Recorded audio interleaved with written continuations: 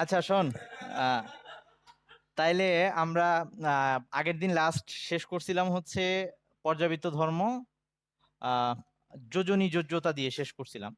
তো আজকে যে টপিকগুলা 9 10-এ তোরা এগুলোর সাথে একটু পরিচিত, সেটা হচ্ছে আয়নীকরণ শক্তি, ইলেকট্রন আসক্তি।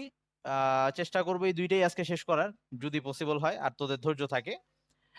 আর নাইলে অন্তত আয়নীকরণ শক্তিটা শেষ করে ইলেকট্রন আসক্তি হয়তো শুরু করা হবে। ওই সবকিছুই তোদের ধৈর্যের উপরে ডিপেন্ড করে।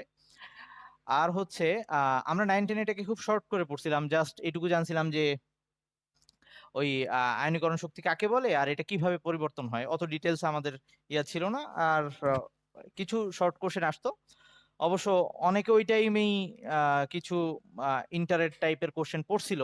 এখন এতদিনে তোরা গিলে ফেলছিস অবশ্যই, এ ব্যাপারে কোনো সন্দেহ নাই। আচ্ছা, তাইলে আমি আবার একটু মনে করাই দিই জিনিসগুলা কি ছিল। হ্যাঁ, কিছু বলতেছিস? এই খেয়াল করিস, কথা আপাতত অফ রাখ। আচ্ছা শোন, তো আমাদের আজকের প্রথম টপিক হচ্ছে আয়নীকরণ শক্তি, বা এটাকে কয়েকভাবে বলে। আয়নীকরণ বিভব এভাবেও বলে, মানে আয়নাইজেশন পটেনশিয়াল, অথবা এটাকে আয়নাইজেশন এনার্জি এভাবে বলে। সো এটাকে আমরা সংক্ষেপে যে কোনো ভাবেই প্রকাশ করতে পারি। সো আচ্ছা, আমাদের যোজ্যতাকে আমরা মনে হয় 4 নম্বর পয়েন্ট, 3 নম্বর পয়েন্ট হিসেবে দেখাইছিলাম। 4 নম্বর পর্যায়বৃত্ত ধর্ম আয়নীকরণ শক্তি, আয়নীকরণ শক্তি বা আয়নাইজেশন পটেনশিয়াল বা আয়নীকরণ, আই মিন আয়নীকরণ বিভব এভাবেও বলে। সো এটাকে আমরা আইই দিয়ে দেখাইতে পারি, আয়নাইজেশন এনার্জি, অথবা আয়নাইজেশন পটেনশিয়াল আইপি দিয়ে দেখাইতে পারি। দুইটাই আমরা ইউজ করতে পারি শর্টে। সো আমাদের এই জিনিসটা কি ছিল, যদি নর্মাল আমরা নাম শুনলেই বুঝি যে আয়নীকরণ কথাটার মানে হচ্ছে আমরা আয়ন তৈরি করব। সো আয়নীকরণ শক্তি কথাটা বললে শর্টে আমাদের যেটা মাথায় আসে সেটা হচ্ছে আয়ন তৈরি করতে যে শক্তি লাগবে, এরকম একটা ব্যাপার। তো আগে আমরা একটা ব্যাপার কনফার্ম হয়ে নেই, সেটা হচ্ছে যে যখন আমরা আয়ন তৈরি করতে যাই তখন অ্যাকচুয়ালি আমরা কি করি, একটা পরমাণুর বাইরের শেল থেকে ইলেকট্রনটাকে সরাই নিয়ে আসি। ওকে, সো ইলেকট্রন সরাই নেওয়া মানে আমরা এখানে একটা বন্ধন ভেঙে দিচ্ছি। আর বন্ধন ভাঙতে গেলে আমাদের যেটা করার লাগতো, 9 10-এ এরকম একটা ব্যাপার ছিল যে বন্ধন ভাঙতে শক্তি দিতে হয়, বন্ধন সৃষ্টি হলে শক্তি নির্গত হয়। যদি এইটা মনে রাখতে বা এলোমেলো হয়ে যায় কোনটায় কি হয়, তো আমরা একটু ছোট্ট করে এভাবে মনে রাখতে পারি যে নর্মালি ধর, মানে আমাদের পার্সোনাল লাইফের সাথে মিলাই নিতে পারি যে এরকম অবস্থা। আহ এ হচ্ছে বিএফ জিএফ আর কি। তো এখন তাদের মধ্যে খুব ভালো বন্ডিং যদি এরকম হয়, যেদের মধ্যে বন্ডিং অনেক ভালো, লাভের সরাসরি।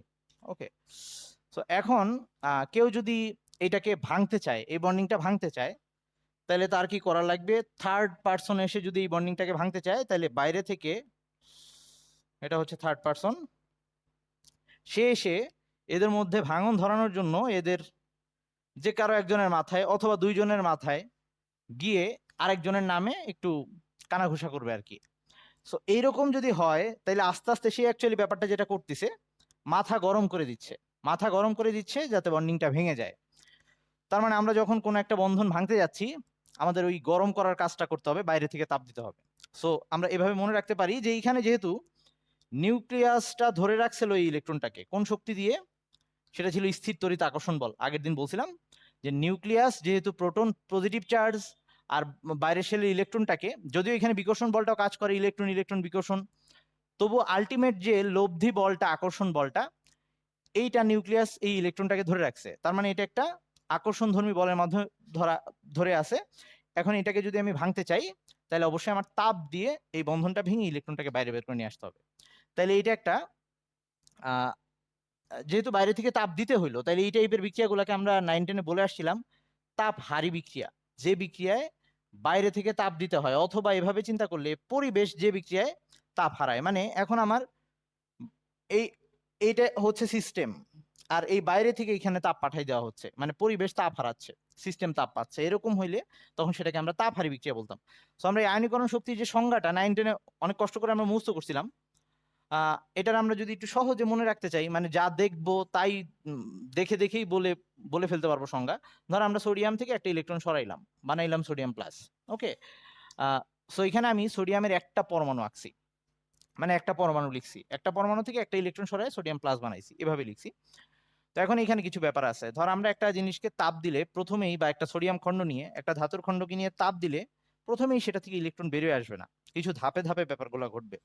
মানে হচ্ছে প্রথমে যখন আমরা সোডিয়ামটাকে নিব, সোডিয়াম তখন সলিড আকারে থাকতেছে যেহেতু ধাতু। সো এটাকে ফার্স্টে তাপ দিলে প্রথমে তার ওই যে অবস্থা চেঞ্জ হবে, এটা সোডিয়াম লিকুইড হয়ে যাবে।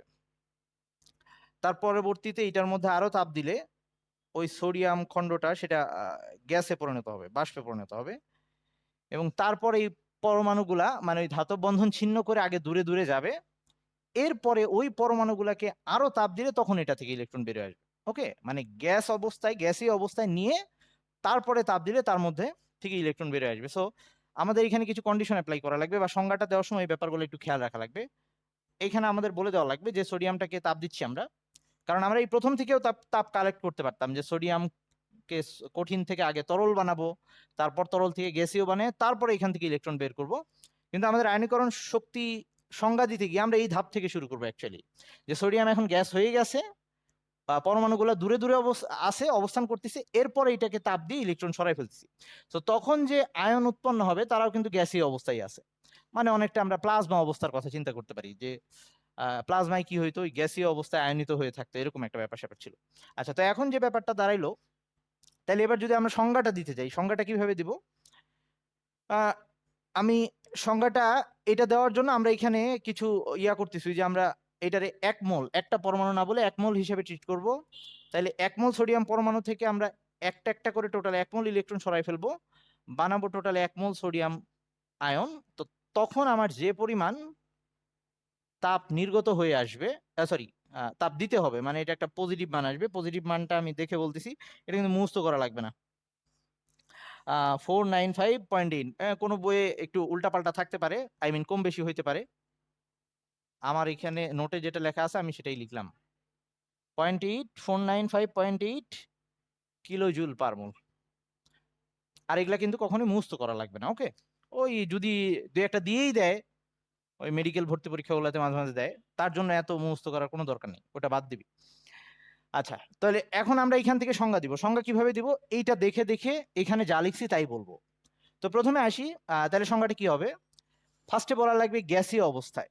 তার মানে আয়নীকরণ শক্তি, এই সংজ্ঞা যদি পরীক্ষায় আসে, এই শব্দগুলা মিস হইলে স্যার সংজ্ঞাটা কেটে দিতে পারবে এবং কেটে দিবে স্যার। সেটা হচ্ছে প্রথম কথা, এটা মিস করা যাবে না। গ্যাসীয় অবস্থায়, এই যে এখানে দিছি আমরা, গ্যাসীয় অবস্থায় এক মোল সোডিয়াম পরমাণু, কখনো কখনো বইয়ের মধ্যে এই কথাটাও লেখা থাকবে গ্যাসীয় অবস্থায় বিচ্ছিন্ন এক মোল সোডিয়াম পরমাণু, কারণ আমরা আগেই বলছি গ্যাসীয় হয়ে গেলে তখন পরমাণুগুলো দূরে দূরে আছে। তার মানে গ্যাসীয় অবস্থায় বিচ্ছিন্ন এক মোল সোডিয়াম পরমাণুর প্রত্যেকটা থেকে একটা করে টোটাল এক মোল ইলেকট্রন সরাবো। ওকে, একটা ইলেকট্রন সরায় একে কি বানাইলাম? গ্যাসীয় এক মোল একক ধনাত্মক আয়নে পরিণত করতে যে পরিমাণ শক্তি দিতে হবে, এখানে কিন্তু আমরা বাইরে থেকে তাপ দিছি কারণ বন্ধন ভাঙছি, যে পরিমাণ শক্তি দিতে হবে সেই শক্তিটাকে ওই মৌলের জন্য আমরা আয়নীকরণ শক্তি বলতেছি। আচ্ছা, একটু পরে আরো একটা ব্যাপার কনফার্ম করতেছি। আচ্ছা, এটাকে আমি ডেল এইচ, তো ওই যে তাপ উৎপাদিত তাপ হারি, এখানে যেহেতু এটাকে আয়নীকরণ শক্তি বলতেছি, তো এটাকে আমি আইপি বা আইই দিয়ে দেখাতে পারি। আচ্ছা, আইই অন লিখলাম, অন কেন লিখছি এটা একটু পরে বুঝাচ্ছি। আচ্ছা, তাইলে কোন টার্মগুলো মিস করা যাবে না? প্রথম হচ্ছে গ্যাসীয় অবস্থা, এই কথাটা মিস করা যাবে না। বিচ্ছিন্ন, এই কথাটাও থাকতে হবে। এক মোল দুইবার বলতে হবে, একবার এখানে বলতে হবে, তিনবার সরি, একবার এখানে, আরেকবার এক মোল ইলেকট্রন, আবার ওখানে এক মোল একক ধনাত্মক আয়ন। মানে যদি এই জিনিসগুলা বুঝে, এই ব্যাপারগুলা ফিল করে বুঝে, আর ওখানে লেখা যাবে না যে পরিমাণ শক্তি নির্গত হয়, লিখতে হবে যে পরিমাণ শক্তি প্রয়োজন হয়। এগুলা ভুল করলে যে কোনো একটা অর্থ তুই ভাবতেছিস যে পুরো সংখ্যা ঠিক মতো লিখে আসছিস, কিন্তু জিরো পায়ে যাবে। মানে এগুলা খুব কমন মিস্টেক, ভুল হয় আমাদের। আচ্ছা, তাহলে এই ক্ষেত্রে আমরা একটা ইলেকট্রন বের করে নিয়ে আসছি, তো এই জন্য যে শক্তি লাগছে এটাকে আমরা বলবো প্রথম আয়নীকরণ শক্তি। এই জন্য এখানে আমি আইই ওয়ান লিখছিলাম। পরে সোডিয়ামের, ধর এটা আমি সোডিয়াম পরমাণু হিসেবে চিন্তা করলে বাইরের ইলেকট্রনটা বের করার পরে ভেতরে আবার 8টা 2 8 হয়ে গেছে। ওখান থেকে যদি আরেকটা ইলেকট্রন বের করতে যাই, যদিও সেটা অনেক কষ্টসাধ্য একটা ব্যাপার, কিন্তু বের করা যাবে না এরকম না, কিন্তু হিউজ পরিমাণ তাপ লাগবে, কারণ সোডিয়াম চাইবে না তার ওই অষ্টক কাঠামো নষ্ট করতে। সো দ্বিতীয় ইলেকট্রন বের করতে যে শক্তি দরকার হয় সেটাকে আমরা বলবো দ্বিতীয় আয়নীকরণ শক্তি।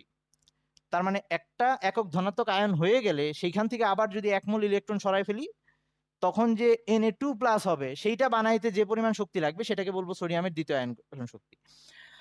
এভাবে তৃতীয় আয়নীকরণ শক্তি, চতুর্থ আয়নীকরণ শক্তি, এভাবে আমরা যাইতে পারি। আচ্ছা, তো এবার আসি আমাদের যদি একটা পর্যায়ে দেখি, পর্যায়ের ক্ষেত্রে বা এটা একটা পর্যাবৃত্ত ধর্ম, তার মানে একটা পর্যায়ে বাম থেকে ডানে গেলে এই মানটা, এই আয়নীকরণ শক্তির মানটা কম বেশি হবে বা কিরকম হবে সেটা আমরা আসতেছি। আবার একটা গ্রুপে যদি উপর থেকে নিচে নামি তাইলেও সেটা চেঞ্জ হবে। তাহলে এখন কোন ক্ষেত্রে কিরকম হবে তো সেই ব্যাপারগুলো একটু আসি। তো প্রথমে আমি আসি আয়নীকরণ শক্তির যে নিয়ামক গুলা কি কি, মানে এটা কিসের উপর ডিপেন্ড করে। তোরা এখন অনেক কিছুই বুঝে গেছিস, ওই যে আগের দিন যেহেতু আমরা কিছু আলোচনা করছিলাম আকার টাকার নিয়ে, এখন এমনি পারবি আশা করি, সমস্যা নাই। তো এটা নিয়ামক গুলা কি কি কি কি ব্যাপারের কারণে এটা চেঞ্জ হইতে পারে। ফার্স্ট হচ্ছে এইখানে কার্যকর নিউক্লিয়ার চার্জ। ওকে, আমি নর্মালি আমরা এখানে নিউক্লিয়ার চার্জ এই কথাটা বলে দিতে পারতাম, শুধু নিউক্লিয়ার চার্জ বলে দিতে পারতাম। কার্যকর কথাটা বলার কারণ, যেহেতু এখন ভেক্টর পড়ে আসছিস, লব্ধি ব্যাপারটা বুঝিস। কার্যকর নিউক্লিয়ার চার্জ,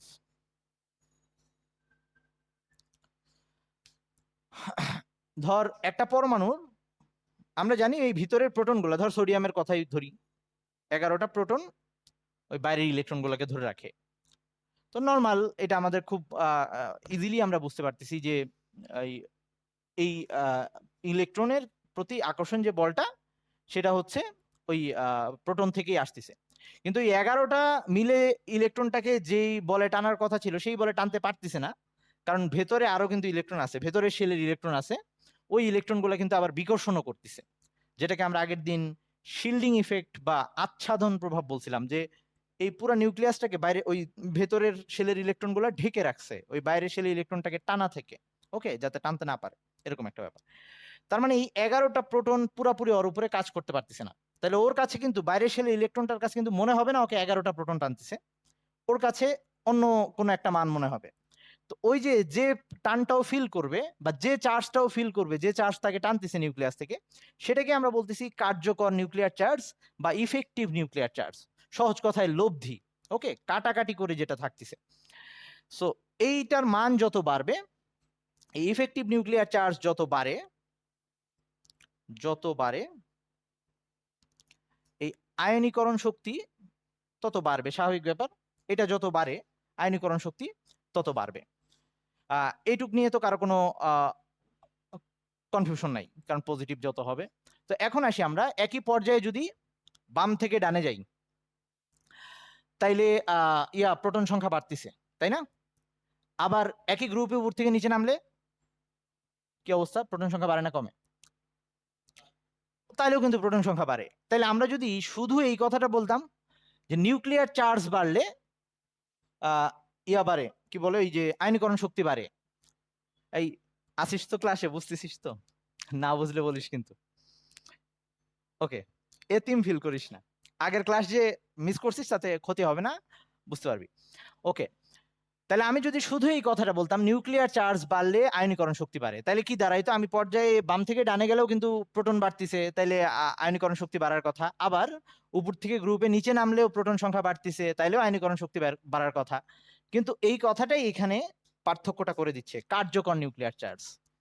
আমরা যখন উপর একই পর্যায়ে বাম থেকে ডানে যাই, তখন কি কাহিনী হয়, মাঝখানে শেল দুইটা ঠিকই থাকে, তাই না?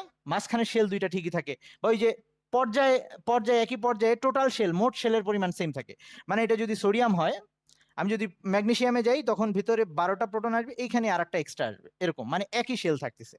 তখন কি কাহিনী হবে, কার্যকর নিউক্লিয়ার বল। তুই চিন্তা কর, আগে 11টা মিলে একটা ইলেকট্রনকে টানতো, মাঝখানে বাধা দিত 10টা ইলেকট্রন, এবার 12টা মিলে বাইরের ইলেকট্রন গুলোকে টানতেছে, এখনো কিন্তু বাধা 10টাই, তার মানে বাধা চেঞ্জ হচ্ছে না। ওকে, বাধাটা আগের মতোই থাকতেছে, কিন্তু চার্জ বেড়ে যাচ্ছে। তার মানে কি, কার্যকর নিউক্লিয়ার চার্জটা কিন্তু বাম থেকে ডানে গেলে বাড়তিছে। ওকে, তোদের যদি ওটা ভাবতে কষ্ট হয় তাহলে আমরা এটাকে এভাবেও চিন্তা করি পারি, আকার ছোট হয়ে যায়। কিন্তু আকার ছোট হওয়ার ব্যাপারটা আমরা এই আকার দিয়েই বলতে পারি, সেটা আমরা একটু পরে আসবো। আমরা এখানে চার্জ দিয়েই কথা বলতেছি, যে যেহেতু একই পর্যায়ে যদি আমরা থাকি, স্তর সেমই থাকতেছে। সো মাঝখানে ইলেকট্রন, যে ইলেকট্রনগুলা নিউক্লিয়াসকে ধরে রাখছিল বা ঘিরে রাখছিল বাইরের ইলেকট্রনগুলা টানার ক্ষেত্রে, তারা কিন্তু এখন ওই 3 নাম্বার পর্যায়ের ক্ষেত্রে 10টাই থাকবে, কিন্তু ভিতরে পজিটিভ চার্জ বেড়ে যাচ্ছে। সো মোট কার্যকর নিউক্লিয়ার চার্জটা বাম থেকে ডানে গেলে বৃদ্ধি পাচ্ছে। ওকে, সো সেই ক্ষেত্রে আমরা কি আশা করতে পারি? আয়নীকরণ বাম থেকে ডানে গেলে, তার মানে আমি এভাবে লিখতেছি ব্যাপারটা, যে এই অ্যারো দিয়ে বুঝাচ্ছি বাম থেকে ডানে যাচ্ছি একই পর্যায়ে। বাম থেকে ডানে গেলে তার মানে আই বাড়তে থাকবে। ওকে, এইদিকে লিখলাম বাড়ে। ওকে, তখন তার মানে আমার সোডিয়ামের প্রথম ইলেকট্রনটা বের করতে যে শক্তি লাগবে, ম্যাগনেসিয়ামের প্রথম ইলেকট্রন বের করতে তার চেয়ে বেশি শক্তি লাগবে, অ্যালুমিনিয়ামে তার চেয়ে আরো বেশি শক্তি লাগবে। আচ্ছা, আমি কিন্তু প্রথম ইলেকট্রনের কথা বলছি, দ্বিতীয়তে বলি নাই। দ্বিতীয়তে আরেকটা ব্যাপার আছে, ওগুলা নিয়ে পরে আসতেছি আমি। এবার যদি আমরা গ্রুপের কথা চিন্তা করি, সো গ্রুপে যদি উপর থেকে নিচে যাই, আমি গ্রুপ বুঝাইতে এভাবে দেখাবো, পর্যায়ে বুঝাইতে ওরকম দেখাবো। ওকে, সো গ্রুপে যদি উপর থেকে নিচে যাই, এবারও কিন্তু প্রোটন বেড়ে গেছে, তার মানে নিউক্লিয়ার চার্জ বাড়ছে। কিন্তু যদি আমরা ওইটা চিন্তা করি, কার্যকর নিউক্লিয়ার চার্জ, এবার কিন্তু স্তর বেড়ে যাচ্ছে। তার মানে নিউক্লিয়াসকে ঘিরে রাখা ইলেকট্রনের সংখ্যা, বা যেগুলাকে আমরা শিল্ডিং ইলেকট্রন বলছিলাম, বা আচ্ছাদন দিয়ে রাখা যে ইলেকট্রন বলছিলাম, তাদের সংখ্যা বেড়ে যাচ্ছে। ধর সোডিয়ামের পরেরটা হচ্ছে পটাশিয়াম, ওখানে 4টা স্তর, তার মানে ঘিরে ধরে রাখা স্তর বা নিউক্লিয়াসকে ঢেকে রাখছে এরকম স্তরে ইলেকট্রন তখন আছে 2, 8, 8। মানে সোডিয়ামের ক্ষেত্রে বাধা দিচ্ছিল 10টা ইলেকট্রন, পটাশিয়ামের ক্ষেত্রে বাধা দিচ্ছে 18টা ইলেকট্রন। তার মানে এইবার ইফেক্টিভ নিউক্লিয়ার চার্জটা কমে যাবে। ওকে, কারণ বাধা বেশি চলে আসছে, ওই বাইরের ইলেকট্রনটা যে টান খাচ্ছে ভিতরের পজিটিভ, ওর কাছে এবার তুলনামূলক কম মনে হবে। সো উপর থেকে নিচে গেলে যদিও নিউক্লিয়ার চার্জ বাড়তিছে, কিন্তু কার্যকর নিউক্লিয়ার চার্জ কমতিছে, কারণ শিল্ডিং ইলেকট্রন বেড়ে যাচ্ছে। সো এই ক্ষেত্রে আইই হ্রাস পাবে, আইই হ্রাস পাবে। ওকে, কারো কোনো কোশ্চেন থাকলে বলতে পারিস। সো একই গ্রুপে যদি আমরা উপর থেকে নিচে নামি, সেক্ষেত্রে আয়নীকরণ শক্তি হ্রাস পাচ্ছে, বাম থেকে ডানে গেলে আয়নীকরণ শক্তি বৃদ্ধি পাচ্ছে। এটা কিন্তু একটা রিজন দিয়ে বললাম, কেবল একটা রিজন, সেটা হচ্ছে নিউক্লিয়ার চার্জ দিয়ে বললাম, কার্যকর নিউক্লিয়ার চার্জ। কারো কোনো কথা থাকলে বলিস। আচ্ছা, হ্যাঁ, কেউ কিছু বলবি? আচ্ছা, কার্যকর নিউক্লিয়ার চার্জ বলতে বোঝাচ্ছি, ধর সোডিয়াম, এটার যদি কথা বলি, ধর সোডিয়ামের ভেতরে প্রোটন থাকে 11টা, আর পটাশিয়ামের ভেতরে প্রোটন থাকে 19টা। ওকে, কিন্তু সোডিয়াম যদি আমরা ইলেকট্রন বিন্যাস করি এরকম হয় 2, 8, 1, আর পটাশিয়ামের ইলেকট্রন বিন্যাস করলে এরকম হয় 2, 8, 8, 1। তো আমরা তো জানি যে প্রোটনই তো বাইরের ইলেকট্রনটাকে টেনে ধরে রাখে, তাহলে আমরা এখানে লিখে দিছি যে নিউক্লিয়ার চার্জ বাড়লে, আমি যদি শুধু এভাবে বলতাম যে প্রোটন যত বাড়বে তত আকর্ষণ বল বেশি হবে, ভুলটা কোথায় হইতো? এই 11টা প্রোটন একে টানে, ঠিক আছে, কিন্তু বাধা দেওয়ার জন্য ভিতরে 10টা ইলেকট্রন আছে, এই 10টা ইলেকট্রন নিউক্লিয়াসটাকে ঘিরে রাখে, ওই একটাকে টানার ক্ষেত্রে বাধা দেয়। তার মানে ওই বাইরের ইলেকট্রনটা কখনোই ফিল করবে না তাকে 11টা ইলেকট্রন টানতেছে, যে 11টা প্রোটন টানতেছে, যেটা সে ফিল করবে সেটাকে আমরা ইফেক্টিভ বা কার্যকর নিউক্লিয়ার চার্জ বলতেছি। এবার কি বুঝছিস? ওকে, আচ্ছা, তাইলে এবার আসি, আমরা পরের একটা ওয়েতে বললাম, এবার 2 নাম্বার, যে আরো কি কি ভাবে আমরা বলতে পারি। সো আরেকটা হচ্ছে পরমাণুর আকার, এটা দিয়ে তো তোরা এমনি বুঝতে পারতেছিস। পরমাণুর আকার, এবার আমরা চার্জ দিয়ে বলবো না, পরমাণুর আকার দিয়ে বলবো। পরমাণুর আকার,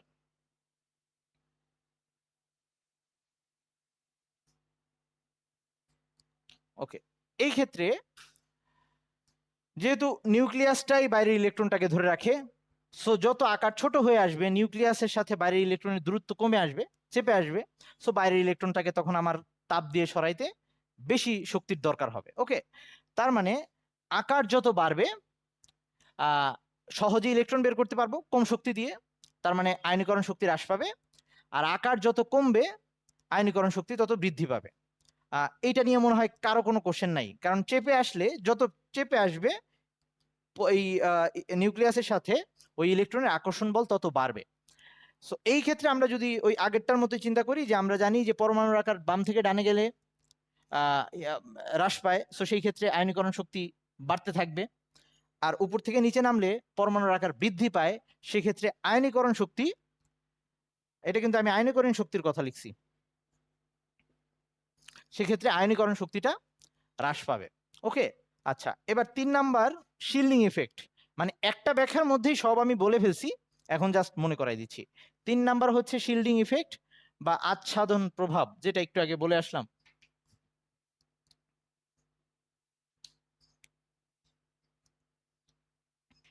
এটার বাংলাটা হচ্ছে আচ্ছাদন, আচ্ছাদন প্রভাব, বা আমরা সংক্ষেপে এটাকে এসই লিখবো, শিল্ডিং ইফেক্ট লিখবো। হ্যাঁ, তো শিল্ডিং ইফেক্ট এটাই যে নিউক্লিয়াসকে ঘিরে রাখা ইলেকট্রনের সংখ্যা কয়টা, ওকে, ওগুলাই হচ্ছে নিউক্লিয়াসকে ঢেকে রাখছে বা ঢাল আকারে আছে, নিউক্লিয়াসকে শিল্ড করে রাখছে। তো শিল্ডিং ইলেকট্রনের সংজ্ঞা ছিল আগের দিন বলছিলাম, নিউক্লিয়াস এবং বাইরের শেল, বা এভাবে বলতে পারি নিউক্লিয়াস এবং যোজন স্তরের ভেতরের ইলেকট্রনগুলোকে আমরা শিল্ডিং ইলেকট্রন বলি। তাইলে এই ক্ষেত্রে সোডিয়ামের জন্য শিল্ডিং ইলেকট্রন 10টা, পটাশিয়ামের জন্য শিল্ডিং ইলেকট্রন 18টা। সো নিউক্লিয়াসকে ঢেকে রাখা ইলেকট্রনের সংখ্যা যত বেশি হবে, বাইরের শেলের ইলেকট্রনকে সহজে বের করা তত সহজ হবে, কারণ তাইলে নিউক্লিয়াস ওই বাইরের শেলের ইলেকট্রন দিকে মনোযোগ দিতে পারবে না, ওকে, নিয়ে ভেঙে যাইতে পারবি তুই। আচ্ছা এবার আসি, তাহলে এই ক্ষেত্রে একই ব্যাপার দাঁড়াইলো যে যদি আমরা উপর থেকে নিচে নামি, স্তর সংখ্যা বাড়তিছে, এই যে উপর থেকে নিচে নামলে স্তর সংখ্যা বাড়তিছে, শিল্ডিং ইলেকট্রনের সংখ্যা বাড়তিছে, মানে ইলেকট্রনকে ঢেকে ফেলতেছে এরকম ইলেকট্রনের সংখ্যা বেশি হচ্ছে, বাইরের ইলেকট্রনকে আমরা সহজে বের করে নিয়ে যেতে পারতেছি, মানে আয়নীকরণ শক্তি হ্রাস পাচ্ছে। আর একই পর্যায়ে যদি আমরা ডান দিকে যাই বাম থেকে, তখন শিল্ডিং ইলেকট্রন সেম থাকতেছে, বাট ওই যে আকার ছোট হয়ে আসতেছে, অথবা বলতে পারি কার্যকর নিউক্লিয়াস চার্জ বাড়তেছে, যেহেতু শিল্ডিং ইলেকট্রন ঠিকই থাকতেছে, বাধা সেম থাকতেছে, বাট নিউক্লিয়ার চার্জ বেড়ে যাওয়ার কারণে ওই ক্ষেত্রে আয়নীকরণ শক্তি বেড়ে যাবে। সো এই ক্রমটা চেঞ্জ হবে না, আমরা খালি ওই যে নিয়ামকগুলো চেঞ্জ করতেছি, যে বিভিন্নভাবে আমরা ব্যাখ্যাটা দিতে পারি। ওকে, এখন একটা ব্যাপার, কোন টাইপের অরবিটাল কিরকম আচ্ছাদনটা দিতে পারবে। আমরা অরবিটালের শেপ চিন্তা করলেই বুঝতে পারি।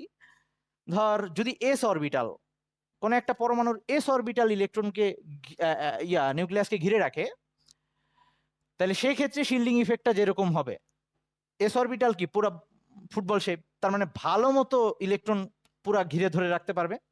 আর যদি এরকম হয় কোন একটা পি অরবিটালের জন্য শিল্ডিং ইফেক্টটা কম হবে না বেশি হবে, এই ক্ষেত্রে ইলেকট্রনটা যদি আমি এটাকে এভাবে দেখাই, এটা অ্যাকচুয়ালি এরকম, ধর এটা যদি নিউক্লিয়াস হয়, এই সাইডে ইলেকট্রন আর এই সাইডে ইলেকট্রন, এই মাঝখানে অ্যাকচুয়ালি ইলেকট্রনের ডেন্সিটি খুব কম থাকে, তার মানে এইবার নিউক্লিয়াসটাকে পুরাটা আবৃত করতে পারতেছে না পি অরবিটাল হইলে। এস অরবিটাল হইলে পুরো একদম পুরাটা নিউক্লিয়াসকে সব দিক থেকে, চতুর্দিক থেকে, আর পি অরবিটাল হয় এক্স অক্ষ বরাবর ওই জায়গাটুকু কাভার করতেছে, অথবা ওয়াই অক্ষ বরাবর, অথবা জেড অক্ষ বরাবর, যে কোনো একটা নির্দিষ্ট অঞ্চলে কাভার করতেছে, তার মানে ওই ক্ষেত্রে পি অরবিটালের ক্ষেত্রে শিল্ডিং ইফেক্টটা আরেকটু কমে আসবে। ওকে, এরকম ডি অরবিটালের ক্ষেত্রে আরো কমে আসবে, এফ অরবিটালের ক্ষেত্রে আরো কমে আসবে, মানে এই শিল্ডিং আচ্ছাদন প্রভাবের ক্ষেত্রে কখনো যদি এটা অবজেক্টিভে দিতে পারে যে অরবিটাল গুলার ক্রম কেমন হবে, সো সেই ক্ষেত্রে এস, তারপর পি, তারপর ডি, তারপরে এফ। আচ্ছা আমি এতক্ষণ পর্যন্ত যেটা বললাম সেগুলো হচ্ছে একদম মানে হচ্ছে বেসিক আইডিয়া। তো এখন আমরা এই ব্যাপারগুলা ইলেকট্রন বিন্যাস দিয়ে ব্যাখ্যা করতে পারি, ওগুলা ছিল পুরো বেসিক ব্যাপার স্যাপার। এখন ইলেকট্রন বিন্যাসের কারণে কখনো উল্টাপাল্টা হতে পারে, যে আমরা দেখতেছি যে আকার ছোট হয়ে গেছে বা নিউক্লিয়ার চার্জ বেড়ে গেছে, তারপরেও এরা অদ্ভুত আচরণ করতেছে, মানে যেখানে বেড়ে যাওয়ার কথা ছিল, আই মিন আয়নীকরণ শক্তি বেড়ে যাওয়ার কথা ছিল সেখানে কমে গেছে, আবার যেখানে কমে যাওয়ার কথা সেখানে বেড়ে গেছে। সো এইরকম কাহিনী কোন কোন কেসে হইতে পারে, সেই ব্যাপারটা 4 নাম্বার নিয়ামকটা হচ্ছে ইলেকট্রন বিন্যাস, এবং এটা থেকেই পরীক্ষায় কোশ্চেন আসবে, এটা থেকেই পরীক্ষায় কোশ্চেন আসবে। এই মিটিং এন্ড হয়ে গেলে আবার জয়েন দিস কিন্তু। হ্যাঁ, ওকে, 4 নাম্বার এটা হচ্ছে ইলেকট্রন বিন্যাস। মানে নিয়ামক শেষ হলে কি তুই অনেক খুশি হবি নাকি? এগুলা থেকে এই চ্যাপ্টারটা আসলে ঘুম আসার মতোই, কিছু করার নেই অ্যাকচুয়ালি, তবুও বেশি ঘুম আসলে উঠে নাচানাচি করে নিতে পারিস। ওকে, আচ্ছা এখন আসি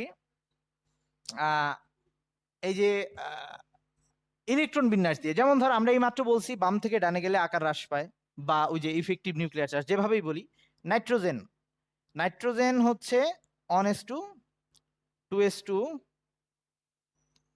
2p3, আর অক্সিজেন হচ্ছে এটা হচ্ছে 7 এটা 8, অক্সিজেন হচ্ছে 1s2 2s2 2p4।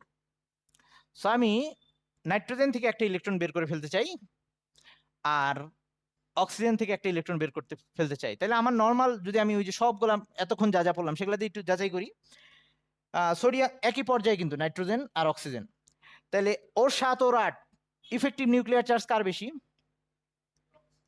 অক্সিজেনের বেশি। আবার আকার কার ছোট? অক্সিজেনের ছোট, যেদিক দিয়ে চিন্তা করি, তাহলে দুই ক্ষেত্রেই এরকম হওয়া উচিত ছিল। এই যে অক্সিজেন নাইট্রোজেনের ক্ষেত্রে যে ওই আয়নীকরণ শক্তি পাবো আর অক্সিজেনের ক্ষেত্রে যে আয়নীকরণ শক্তি পাবো, অক্সিজেনেরটা বেশি হওয়ার কথা ছিল, কিন্তু বাস্তবে দেখা যায় মানটা কি তোদের সামনে কারো বইয়ে আছে দেখতে একটু, অক্সিজেনের জন্য আর নাইট্রোজেনের জন্য কত দেওয়া আছে?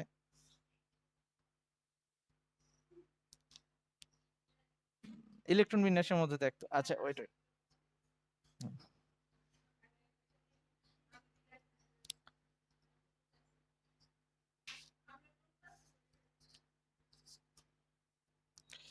ওকে, নাইট্রোজেনের জন্য আয়নীকরণ শক্তিটার মান দেওয়া আছে 1400, নাইট্রোজেনের জন্য দেওয়া 1400। এগুলো অবশ্য মান মুখস্থ করা লাগবে না, আমি উদাহরণ জন্য বলতেছি, বুঝাচ্ছি ব্যাপারটা। তো 1400 কিলোজুল পার মোল। আর অক্সিজেনের জন্য এটা দেওয়া হচ্ছে 1320,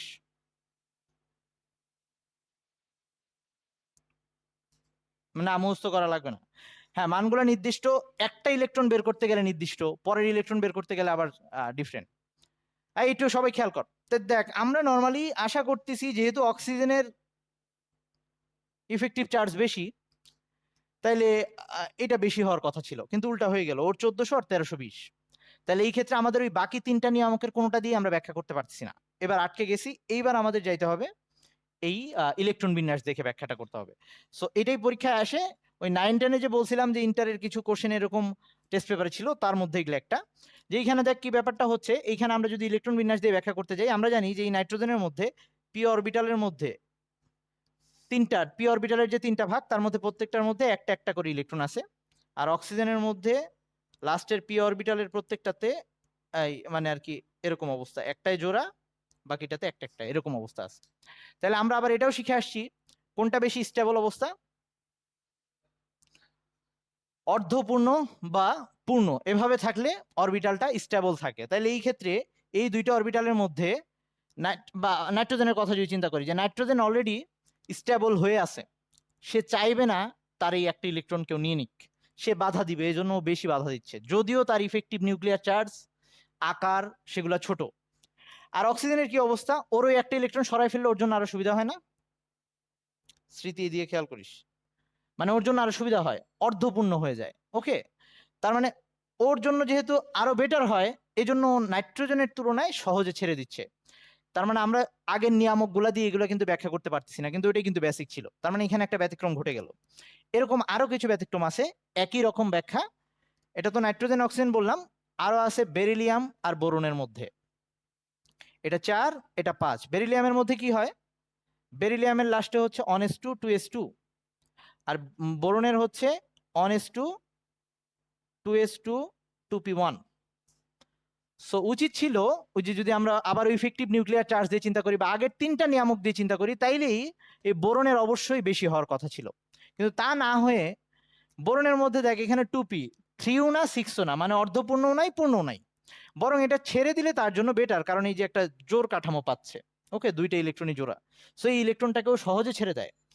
আর বেরিলিয়ামের এইখানে অলরেডি জোড়া অবস্থায় আছে ইলেকট্রন, সো ইলেকট্রন জোড়া ভাঙতে চাচ্ছে না, এস অরবিটালটা ওখানে পূর্ণ অবস্থায় আছে।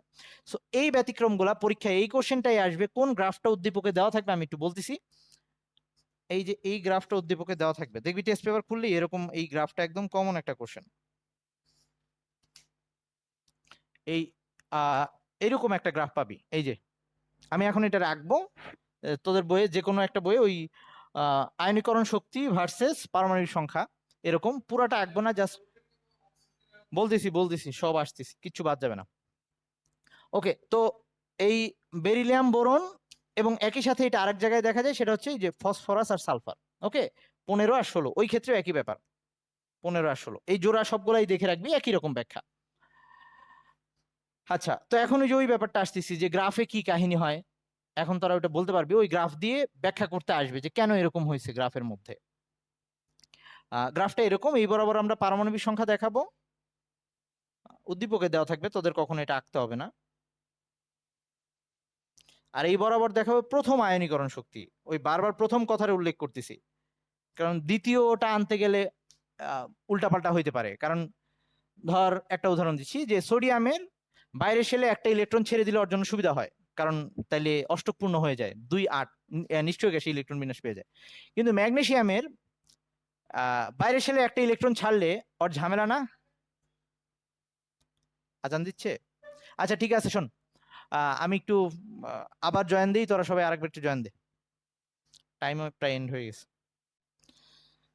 ওকে, সবাই একটু খেয়াল কর, দেখ এইখানে আমরা আয়নিক, আচ্ছা ওই যেটা বলতেছিলাম, দেখ সোডিয়ামের একটা ইলেকট্রন বের করতে যে শক্তি লাগে, ধর সোডিয়ামের একটা ইলেকট্রন বের করে নিলে আর এরকম 2 8 হয়ে যায়, পরেরটা বের করতে হিউজ পরিমাণ এনার্জি লাগবে, মানে সোডিয়ামের দ্বিতীয় আয়নীকরণ শক্তি, আমি একটু মানটা লিখি দাঁড়া, সোডিয়ামের দ্বিতীয় আয়নীকরণ শক্তি,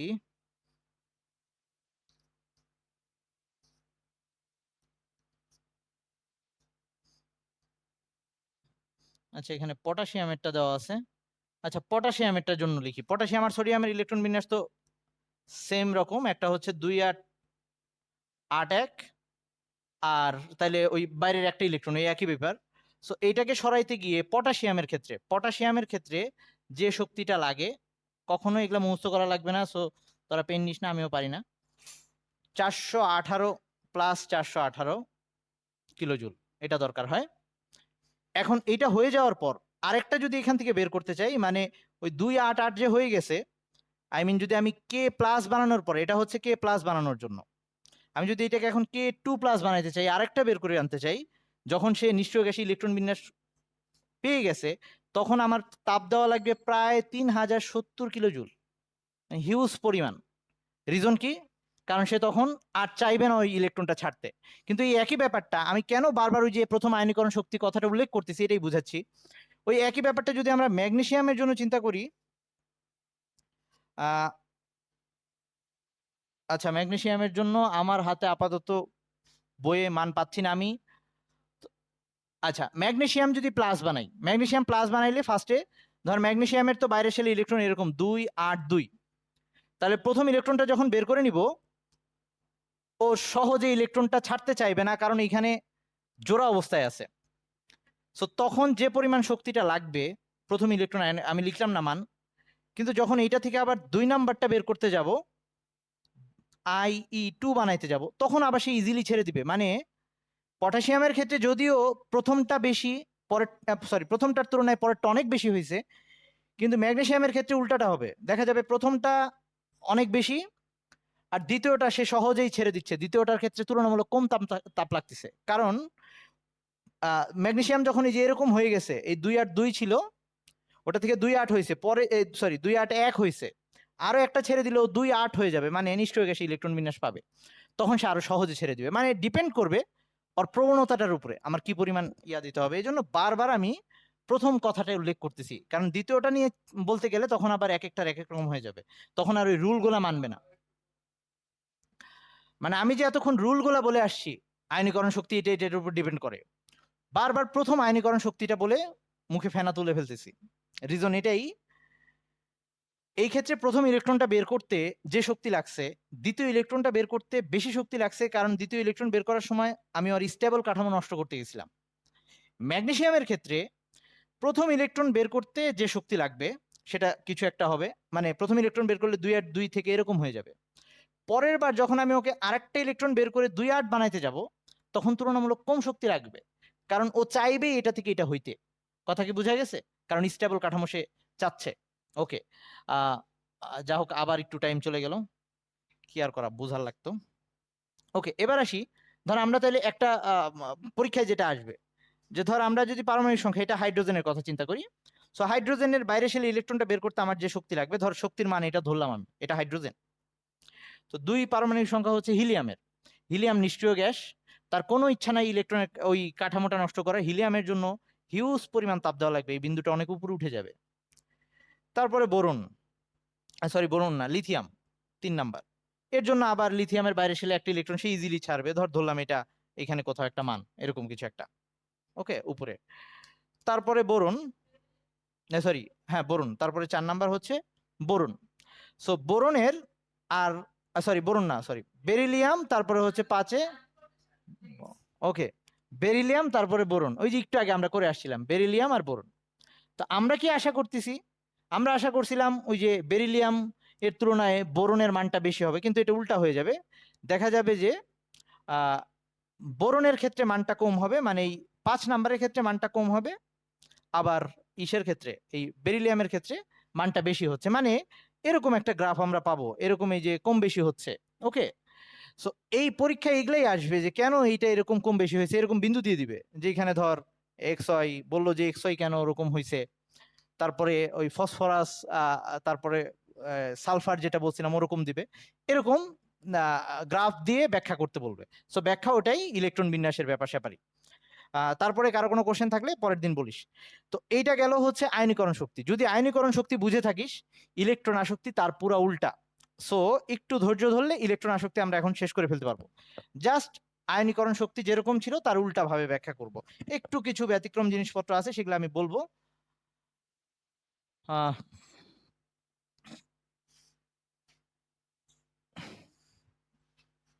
সো এবার 5 নাম্বার পর্যায়বৃত্ত ধর্ম,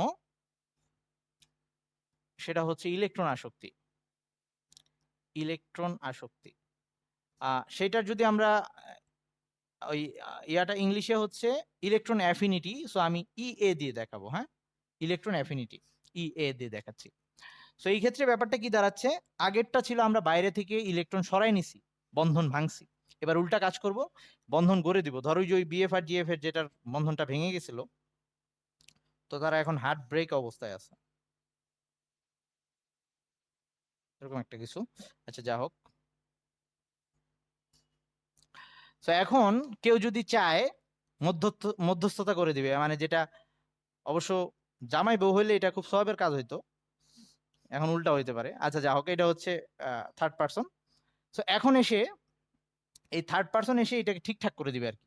তো এসে বলল যে ওদের মাথা কিন্তু গরম হয়েছিল তখন, এই মাথায় অনেক কোশ্চেন। হ্যাঁ, স্মৃতি পানি ঢালতে চাচ্ছে, উল্টাও হইতে পারে। আচ্ছা, তো এখন তো এই থার্ড পার্সন এসে যেটা বলবে যে ওদের মাথার কোশ্চেন গুলো আউট করে দিবে, কোশ্চেন আউট করে দিয়ে বলবে যে না, ওই যে বলছে সে অ্যাকচুয়ালি চাইছিল তোমাদের মধ্যে সম্পর্কটা নষ্ট হোক, গুটিবাজি করছে এরকম। ওই গুটিবাজটার নাম জানি কি ছিল, ভুলে গেছি। আচ্ছা যা হোক, ওকে এখন আসি। তো এরকম ব্যাপার স্যাপার। এখন আবার ব্যাপার আছে, ধর ওরা এর কথা শুনে কনভিন্স হইলো, কনভিন্স হয়ে ওদের মধ্যে বন্ধনটা আবার ক্রিয়েট হবে, কিন্তু তাদের কি রিলেশনশিপটা আগের মতো শক্তিশালী হবে কিনা সেটা কিসের উপর ডিপেন্ড করবে? ডিপেন্ড জানিস না?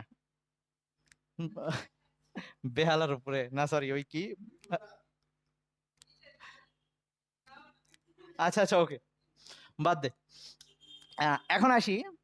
সো এটা ডিপেন্ড করবে তারা মাথা কতখানি ঠান্ডা করছে, ওকে তার উপরে। যদি এমন হয় যে কিছু কনফিউশন রেখে দিছে, যে ঠিক আছে ভালো, তবু কেমন কেমন লাগে, দেখি আজকে একটু মেসেঞ্জার চেক করে, এরকম যদি হয় তাইলে কিন্তু ঝামেলা। ওকে, তার মানে বন্ডিংটা শক্ত হওয়া এইটা ডিপেন্ড করবে ওরা মাথা কতখানি ঠান্ডা করছে, আই মিন তাপ কতখানি ছেড়ে দিছে।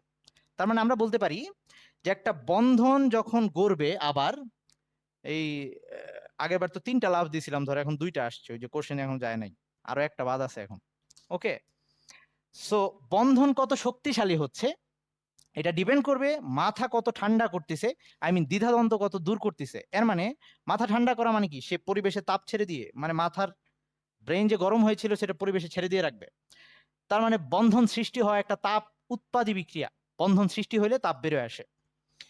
আর একটা বন্ধন কত শক্তিশালী সেটা ডিপেন্ড করতেছে কত বেশি তাপ বেরোয় আসছে। তার মানে তাপ যত বেশি নির্গত হবে সেই বন্ধন তত বেশি শক্তিশালী, কনফিউশন যত বেশি দূর হবে সেই বন্ডিং তত বেশি মজবুত হবে, লাভের সরাসরি। আচ্ছা, এবার আসি আমাদের এই ইলেকট্রন আসক্তির ব্যাপারটার মধ্যে এটাই আসবে। তো এই যে ইলেকট্রন আসক্তি, যখন আগের বার আমরা ইলেকট্রনকে বের করে নিয়ে আসছিলাম, এবার ইলেকট্রন প্রবেশ করাই দিব। তো ধর এই যে একটা পরমাণু, আমি শেল টেল নিয়ে আর চিন্তা করতেছি না। এবার যেটা হবে, বাইরের থেকে একটা নতুন ইলেকট্রন এখানে নিয়ে আসবো। নতুন ইলেকট্রন যা যে আনলাম, এই নতুন ইলেকট্রনকে ধরে রাখবে কে? ধরে রাখবে এই নিউক্লিয়াস। তার মানে এবার নিউক্লিয়াসের সাথে একটা নতুন বন্ধন সৃষ্টি করে দিচ্ছি। তার মানে এই ক্ষেত্রে বন্ধন সৃষ্টি হলে এখান থেকে তাপ বেরিয়ে আসবে। যে পরিমাণ তাপ নির্গত হবে সেটাকে আমরা বলতেছি ইলেকট্রন আসক্তি। তো সংজ্ঞাটাকে আবার আগের মতো একটু গোছায় ফেলি। সো আমি ধরলাম এটা একটা ফ্লোরিন পরমাণু বা ক্লোরিন পরমাণু। সো ফ্লোরিন পরমাণু, কারণ এবার আমরা ওরকম পরমাণু সিলেক্ট করছি যাদের ইলেকট্রন নেওয়ার ইচ্ছা আছে। সো অধাতু পরমাণু। সো আবারও একই কথা, যে এইটাকে কিন্তু ফার্স্টে গ্যাসীয় অবস্থায় নিতে হবে, যদিও ফ্লোরিন আগের থেকেই গ্যাস। কিন্তু যদি এরকম হয়, যেমন আয়োডিন নরমালি কঠিন থাকে, তাপ দিয়ে আগে গ্যাসীয় অবস্থায় নিতে হবে। সো একটা গ্যাসীয় অবস্থার ফ্লোরিন পরমাণু, তার সাথে একটা ইলেকট্রন যুক্ত হইলো, যুক্ত হয়ে ফ্লোরিন মাইনাস গ্যাসীয় আয়ন তৈরি হইলো, এবং এই ক্ষেত্রে তাপ কিন্তু বেরোয় আসছে। তার মানে এই ক্ষেত্রে ইএ, এটাকেও ইএ অন লিখতেছি, প্রথম ইলেকট্রন আসক্তি। যেহেতু তাপ বেরোয় আসছে, নির্গত হয়ে আসছে, এটা নেগেটিভ হবে। আমি মানটা লিখলাম না, পরে আরেকটা দিয়ে উদাহরণ দিব, তখন মান লিখবো। সো এইবার সংজ্ঞাটা কিরকম হবে? এই যে এটা গ্যাস, এটাও গ্যাস, তাহলে আবারও সেই 1 মোল, আবারও 1 মোল, এখানে 1 মোল। এবার এভাবে বলবো যে গ্যাসীয় অবস্থায় কোন মৌলের 1 মোল পরমাণুর, এই যে গ্যাসীয় অবস্থায় কোন মৌলের 1 মোল পরমাণুর, এখানে কেউ বিচ্ছিন্ন কথাটাও অ্যাড করে দিতে পারে, যে 1 মোল বিচ্ছিন্ন পরমাণুর প্রত্যেকটিতে, আগের বার প্রত্যেকটি থেকে একটা করে ইলেকট্রন সরাইছিলাম, এবার প্রত্যেকটিতে 1 মোল ইলেকট্রন, একটি করে 1 মোল ইলেকট্রন, মানে প্রত্যেকটা একটা একটা করে টোটাল 1 মোল ইলেকট্রন যুক্ত করে একে গ্যাসীয়, এই যে আবারও গ্যাসীয় 1 মোল একক ঋণাত্মক, আগের বার একক ধনাত্মক ছিল, একক ঋণাত্মক আয়নে পরিণত করতে যে পরিমাণ শক্তি নির্গত হয়, এবার বলা যাবে না শক্তি প্রয়োজন হয়। অনেকেরই একটা কমন মিস্টেক, দুইটার মধ্যেই প্রয়োজন কথাটা লিখে ফেলে। সো এই ক্ষেত্রে কিন্তু লিখতে হবে শক্তি নির্গত হয়, সেই শক্তিটাকে আমরা বলবো ওই মৌলের প্রথম ইলেকট্রন আসক্তি। প্রথম ইলেকট্রন আসক্তি, একটা ইলেকট্রন প্রবেশ করাইলে, দুইটা প্রবেশ করাইলে তারপরে সেটাকে বলবো দ্বিতীয় ইলেকট্রন আসক্তি। সো এখন এইটার নিয়ামক গুলা কিভাবে নির্ভর করবে সেই, আচ্ছা নিয়ামকে পরে আসতেছি, আগে এই কোশ্চেনটা বেশি আসে, এটা পরে এটা যাচ্ছি। নিয়ামক গুলা আগেরটার মতোই, আচ্ছা নাইলে নিয়ামক নিয়ে পরের দিন বলবো যদি তোদের ধৈর্য না থাকে। আগে আমি এই কোশ্চেনটা একটু ইয়া করি, এটা প্রায় আসে। ধর অক্সিজেন মাইনাস, সরি অক্সিজেন গ্যাসীয় অবস্থায় আছে, এটার সাথে প্রথম ইলেকট্রন যোগ করলাম, এটাকে ও মাইনাস বানাইলাম। তো এই ক্ষেত্রে EA1 মানে প্রথম ইলেকট্রন আসক্তি, এটার মানটা যত হয় আমি একটু লিখে দিচ্ছি, এটা একটু মুখস্থ করিস, কারণ পরীক্ষায় মাঝে মাঝে এটা ব্যাখ্যা করা লাগে। এই মানটা একটু কষ্ট করে মুখস্থ করবি, মাইনাস 142 কিলো জুল পার মোল। এই পরিমাণ তাপ বেরোয় আসে। সো আমি এটাকে যদি আরো একটা ইলেকট্রন প্রবেশ করাইতে যাই, মানে ও মাইনাসটার মধ্যে আরেকবার আরেকটা ইলেকট্রন প্রবেশ করে একে যদি O2 মাইনাস বানাইতে যাই, মানে হচ্ছে দ্বিতীয় ইলেকট্রন আসক্তি, সরি EA2, এইটার মান আসে প্লাস 844, মানে 844 কিলো জুল পার মোল। তাহলে এবার আমাদের একটা কনফিউশন, যে এই মাত্র বললেন ভাই যে সব সময় বন্ধন সৃষ্টি হইলে শক্তি নির্গত হয়ে আসে। আচ্ছা একটু ওয়েট করতো, একটু ওয়েট, আচ্ছা মনে আছে, আচ্ছা চলুক। সো সবসময় আমরা এটা দেখে আসলাম যে ইলেকট্রন প্রবেশ করলে, মানে বন্ধন সৃষ্টি হইলে শক্তি নির্গত হওয়ার কথা, মানে তাপ উৎপাদী বিক্রিয়া হওয়ার কথা। তাহলে প্রথমবার তাপ উৎপাদী হয়েছে, সেকেন্ড বার কেন তাপ হারি হইল? আচ্ছা তোরা কি আমার কথা ঠিক মতো শুনতে পারতেছিস? আচ্ছা একটু ওয়েট কর। আচ্ছা ওকে, এখন শোন, দাঁড়া শেষ করি। সাজেক থেকে, সাজেক এখনো আছে, আবহাওয়া আছে ওরকম সাজেকের, তবে শেষ করি। আহ তো এখন আসি, তো আমাদের কথা ছিল যে দুইটাই মাইনাস হওয়ার কথা, দুইটাই তাপ উৎপাদী হওয়ার কথা, পরের বার কেন প্লাস হয়ে গেল? কারণ পরের বার যখন আমরা এই ও মাইনাস হয়ে আসে, প্রথমবার তো বন্ধন সৃষ্টি করে দিছি, ইলেকট্রন আসছে, পরের বারের এই ইলেকট্রনটা এখানে আসতে গিয়ে আসতে পারবে না আগের মতো। কি জন্য? কারণ এই মাইনাসকে আবার বিকর্ষণ করা শুরু করবে। সো প্রথমবার যদিও আমাদের বন্ধন সৃষ্টিতে শক্তি নির্গত হয়েছে, পরের বার আমার উল্টা আরো বাইরে থেকে শক্তি দিয়ে ইলেকট্রনটাকে পাঠাইতে হবে, কারণ এই যে এই মাইনাসটা ওকে ধাক্কা দিতে থাকবে, বিকর্ষণ করতে থাকবে। না এখানে ইলেকট্রন ও বললো যে ওই শিল্ডিং ইলেকট্রন কাজ করতেছি কিনা, শিল্ডিং ইলেকট্রনের কোনো ব্যাপার নাই, কারণ এই নতুন ইলেকট্রনটা যেটা এসে আগেরটাই যুক্ত হয়েছে এটা কিন্তু বাইরের শেলে যুক্ত হয়েছে, ভিতরে কিছুই হয় নাই। মানে শিল্ডিং ইলেকট্রনের ব্যাপার না, বাইরের শেলে ইলেকট্রনগুলাই এখন নতুন ইলেকট্রনটাকে বিকর্ষণ করা শুরু হবে। সো এই বিকর্ষণ বলকে অতিক্রম করে আবার নতুন করে ইলেকট্রন পাঠাইতে হচ্ছে আমার। সো এই ক্ষেত্রে আবার আমার শক্তি প্রবেশ করাইতে হচ্ছে, সরি শক্তি দিতে হচ্ছে বাইরে থেকে। সো প্রথম ইলেকট্রন আসক্তি প্রত্যেকটা মৌলের জন্য, প্রথম ইলেকট্রন আসক্তি যদিও ঋণাত্মক হয়, দ্বিতীয় ইলেকট্রন আসক্তি সবসময় ধনাত্মক হবে। পরীক্ষা এটা ব্যাখ্যা করতে আসবে। সো আমরা যদি এখন দুইটা যোগ করি, যে অক্সিজেন তার মানে O2 মাইনাস বানাইতে কি হবে, মানে O প্লাস দুইটা ইলেকট্রন, এই মানে এই দুইটাকে যদি যোগ করে দিই O2 মাইনাস, সেটা কত হবে, এই যে এই দুইটাকে যোগ করলে যেটা আসে, সো এই ক্ষেত্রে আসবে হচ্ছে কত 702 প্লাস 702, মানে ওই দুইটাকে যোগ করলাম আর কি।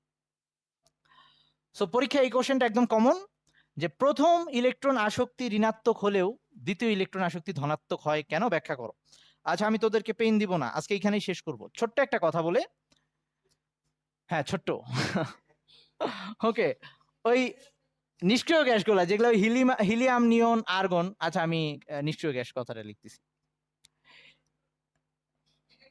আচ্ছা আলোতে লিখতেছি আমি, আচ্ছা ওই নোবেল গ্যাস যেটা আর কি, বা ইনার্ট গ্যাস যেটাই বলি, এই নিষ্ক্রিয় গ্যাসগুলোর ক্ষেত্রে ইলেকট্রন আসক্তি হোক, আয়নীকরণ শক্তি হোক, যেটাই করতে চাই না কেন, সবসময় এটা ধনাত্মক হবে। কেন, কারণ এরা ইলেকট্রন ছাড়তেও চায় না, ইলেকট্রন নিতেও চায় না, এদের থেকে ছাড়তে গেলেও আমার শক্তি দিয়ে নিতে হবে, তার মানে প্লাস বাইরে থেকে শক্তি দেওয়া লাগবে। এদের মধ্যে ইলেকট্রন প্রবেশ করাইতে গেলেও আমার ওই বাইরে থেকে শক্তি দিয়ে প্রবেশ করাইতে হবে। সো এটা একটু খেয়াল রাখিস। ওকে, তাহলে আজকে এই পর্যন্ত থাকুক। আমি ইলেকট্রন আসক্তির নিয়ামকগুলো দেখাইতে পারলাম না, মায়া লাগতেছে অ্যাকচুয়ালি সামনে যারা বসে আছে তাদেরকে দেখে, মানে এরা কেউ একজন এভাবে কেউ একজন ওভাবে বসে আছে এক এক দিকে। ওকে, মানে কারোই ভালো লাগতেছে না। ওকে, আর তোদের তো দেখতে পারতেছি না, তোদের কি অবস্থা জানি না, তবে মনে হচ্ছে সবারই একই অবস্থা, মাইন্ড তো একই, তার মধ্যে আবার দুইটা বিয়ে হয়ে যাওয়ার গল্প শুনলি, কিরকম লাগতেছে আল্লাহ জানে। ওকে ঠিক আছে তাইলে, আচ্ছা নামি তুই যে বিয়ে বিয়ে নিয়ে চিল্লাচ্ছিস, আন্টি তো তোর বিয়ে দিয়ে দিবে ক্লাস শেষে। আচ্ছা তুই, আচ্ছা আন্টি শুনছে নাকি এখন? আচ্ছা ঠিক আছে, তাহলে আমি আজকে ফোন দিয়ে আঙ্কেলকে বলে দিব যে মেয়ের দিকে একটু খেয়াল রাখেন, বড় হয়ে যাচ্ছে মন। ওকে,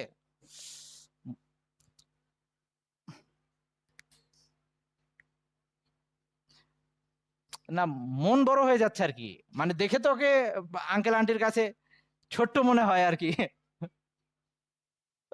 আচ্ছা আচ্ছা ওকে ঠিক আছে। ওই ইয়ে তন্নি, তুই একটু হেল্প করতে পারিস, তুই আন্টির বলতে পারিস যে আন্টি আপনার কাছে তো মন খুলে সব বলতে পারে না, আমারে বলছে। ওকে ওকে ঠিক আছে, তাইলে ভালো থাকিস তোরা, তাহলে নেক্সট ক্লাসে আমরা এই বাকিটা নিয়ে আলোচনা করব। আল্লাহ হাফেজ।